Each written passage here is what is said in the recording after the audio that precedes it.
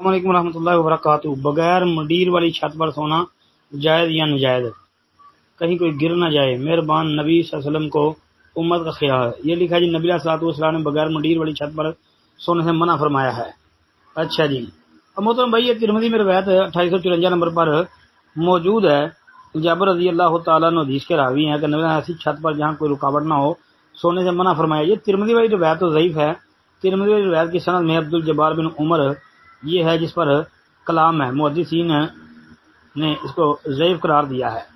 اور پھر اس کے علاوہ جو ہے اس میں عبداللہ بن وہب مصری جو ہے وہ مدلساں سیغہ ان سے بیان کر رہے ہیں، لیکن مسئلہ صحیح ہے، اس لیے کہ مسند احمد وغیرہ کے اندر جو ہے نا حسن درجے کی روایت مل جاتی ہے۔ تو لہذا بغیر دیواروں والی، یعنی جس چھت کے اوپر دیواریں وغیرہ نہ ہو، کھلا چھاتی چھت ہو بس، تو اسے سونے سے بچنا چاہیے۔ حسن درجے کی حدیث مسند احمد میں دیکھی جا سکتی ہے، 22,333 نمبر۔ السلام علیکم ورحمۃ اللہ۔